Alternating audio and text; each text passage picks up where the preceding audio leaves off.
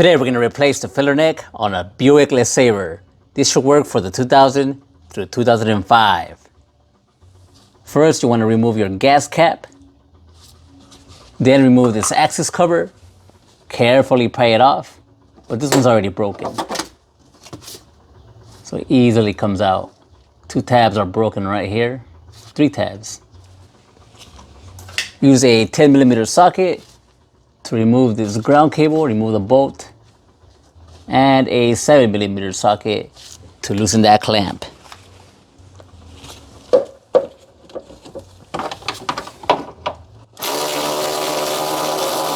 Next up, under the vehicle at the back, you're going to remove these 2 fuel tank strap bolts, 13mm socket, remove them completely, and there's no bolt holding it on the other side.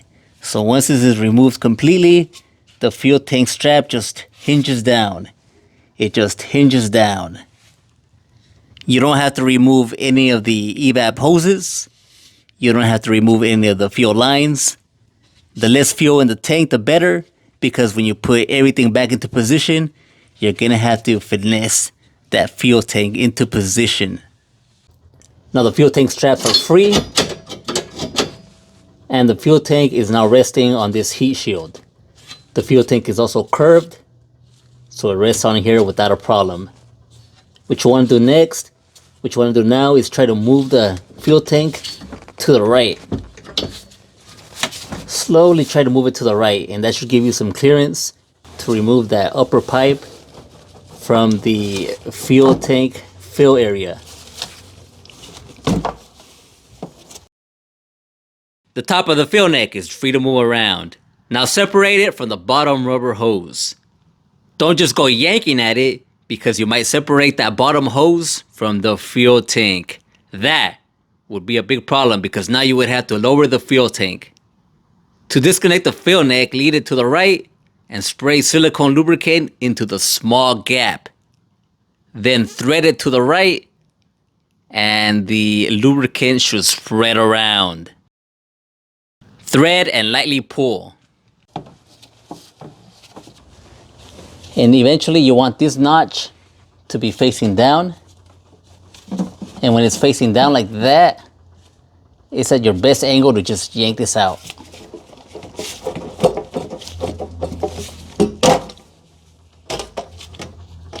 There we go.